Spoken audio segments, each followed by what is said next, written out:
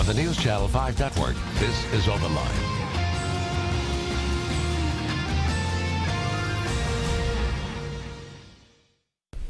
Tuesday night. Hi, everybody. Rory Johnston in for Ben Hall tonight here on News Channel 5 Plus. Time for Open Line. This is an hour that we set aside so that you can call in and ask questions of local experts. And our guests tonight are definitely experts. They are from the AARP, and we want to welcome them.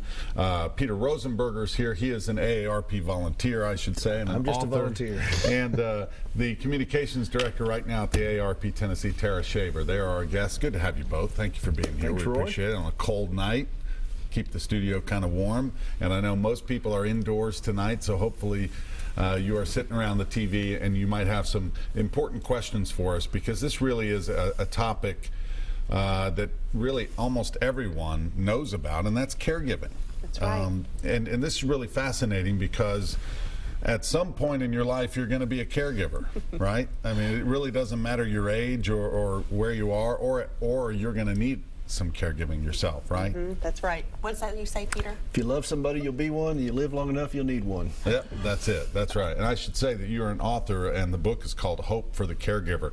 So, folks, as we discuss some very important topics here tonight, we hope you'll call in at 737-PLUS, 737-7587. We'll keep the number up there on your screen, and you can ask your questions. So, you know, we hear a lot about the baby boomers, and here we are heading so fast into 2015. I don't know where this year went, but the baby boomer population is getting older. And not only for a long time, they were taking care of their parents and others in their family who were getting older, and now they're the ones who are looking in the mirror saying, gosh, I'm going to need some help here soon enough. Yeah, that's right. And, you know, we're living longer with more disability, and Peter's a perfect example of the new generation of caregiver, and he's been caregiving for his wife for almost as long as I've been alive, Peter.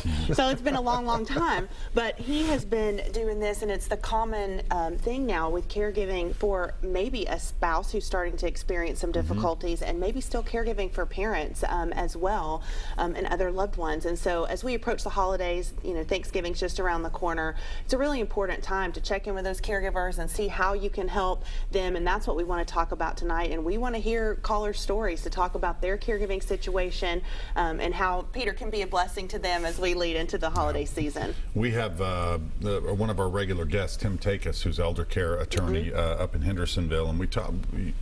This time of year really is a good time of year, and specifically as we talk about seniors who need care.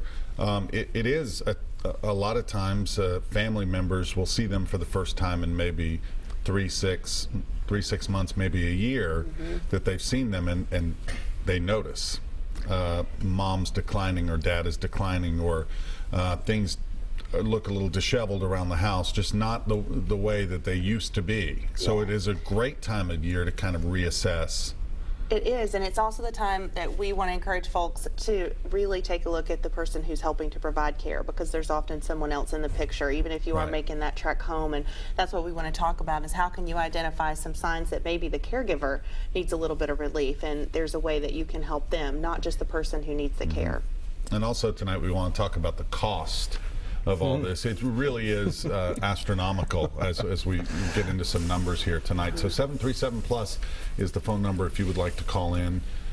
What is a percentage of people who might need caregiving? Do we have some numbers? You know, well, there's 65 million caregivers. AARP focuses a lot on the ones that are caring for senior parents. That's 42 million. And with my radio show and the book and everything else, what I do is I focus on the cradle to the grave. I mean, taking care of special needs children and so forth. You're looking at 65 million, and by all accounts, that's a conservative number. And out of that 65 million, 47% of those are in the workforce. So they're trying to balance a job and take care of someone. And then out of that number, 65 million, 72% of those people don't even go see their own doctor regularly. So I'm really on a mission, and that's why I work with AARP to help get the word out. Go to your doctor. Just go to your doctor. Get a flu shot and go to your doctor. It's not that complicated. That's the first sign towards getting a more healthy lifestyle as a caregiver, because you're not helping someone. You may think well, I got to focus on them, I got to do this. You're not helping them if you become a husk of a person. My wife's life will not get easier if I'm not in a healthy place. And I've been doing this for 3 decades, so I know that which I speak. It's not going to get easier if you go down professionally, emotionally, physically. Why do you think so many people try to spin the plates, as I call it? They're spinning plates, and they think they're superhuman, and they forget to take care of themselves. We recklessly hurl ourselves at things like this because we think, okay, we're going to get through this, and then we're going to get on with our lives. When we get there, we'll do. There's no there to get. This is our life. And I was talking to a lady the other day who was taking care of her father, and she just threw herself into this and took her eye off the ball of her own business, of her own life. She turns around 7 years later, she's bankrupt, she's lost her business. I mean, the whole thing has just come crashing down because she did not detach from this and do what is necessary. Sometimes we feel guilty. They're the ones suffering. They're the ones who are sick. They're the ones hurt. And we feel like people think bad of us if we take a break. I told a friend the other day, I said, we've got to pry your hands off the wheelchair and put them on the golf club. That's where they belong. You've got to take a break from this. You're not helping her if you go down. Right. And that's a hard thing, but go back to what the airlines tell. I call it the Delta doctrine. I was flying out of Atlanta one day on Delta, and everything leaves through Atlanta. And they said, put your mask on first before helping someone else. We've all heard that phrase. But think about it. Every flight attendants union, every government agency, every pilots union, every marketing team all agree that we've got to remind people of this every single time because it's counterintuitive. They don't tell us how to open the peanuts, which are surprisingly hard to open. They don't tell us how to use the atomic toilet in there that's the suction device that'll take you out the plane. They figure we'll learn how to do that. But they tell us every time to put our mask on first before helping someone else because it's counterintuitive. And that's what happens with people, and they start taking care of somebody who's sick or disabled, and they forget about themselves. And there are warning signs that you look for on that.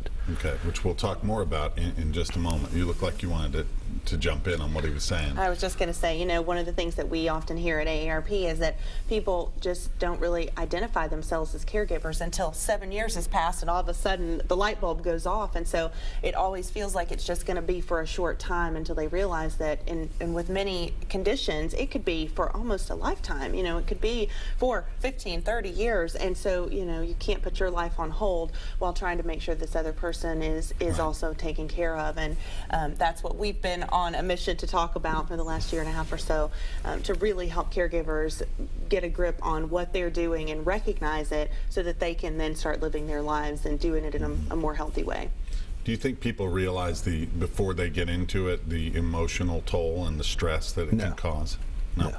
You're not prepared. There's not a way I can tell you up front, this is what you're going to feel. There's a way I can talk to you and say, this is what you are feeling now. Yes, I can do that, but there's no way. I had no concept, even though my wife was hurt when I met her. And in fact, it was 31 years ago today that she had her wreck. And she was a freshman at Belmont. I knew she was hurt. I didn't know what that meant for her for a lifetime. I didn't know what was coming down the road. She hadn't lost her legs at the time, but she ended up losing both legs years later. I didn't understand that. There's no way people could have told me. Right. And so you kind of, and if you have a child with special needs, that's huge. However you respond to it, it's a normal response to an abnormal situation, and you're going to respond to it how you're going to respond to it. My passion is to be able to kind of help navigate folks to some solid ground. And this is why I've been working with AARP, because you become so isolated as a caregiver. Mm-hmm. So let's take community to them. That's why I'm doing the show. Let's take community people. Let's let them know, oh, you're not alone. It's a lonely walk, but you're not alone. Mm-hmm. Real quick before we go to our first break, and this is a real general question, just tell us a little bit about AARP of Tennessee.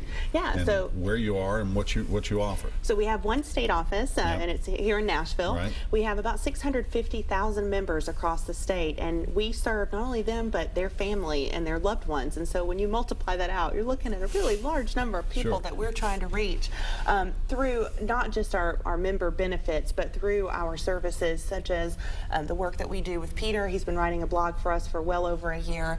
focused on the caregiver and how to take care of yourself as a caregiver. And so our main area of focus has been on caregiving and also on educating folks about the prevalence of fraud and abuse and trying to protect ourselves from that. So those are our two main platforms that we're standing on here in Tennessee. So we are right here close to home. We have about 1,000 volunteers working with us all across the state, from Memphis to Mountain City, everything from driver safety to tax aid to a handful of guest bloggers who talk to us about saving money and caregiving, obviously, as well as scams and fraud. So we do a lot of really cool stuff. Great outreach as we talk about. All right, we're going to take our first break, everybody. Don't be shy. Give us a call. What happens on night like these? Well, the very last segment, the phone lines will light up. And then we may not be able to get your call in. 737+ if you have questions. We'll be right back.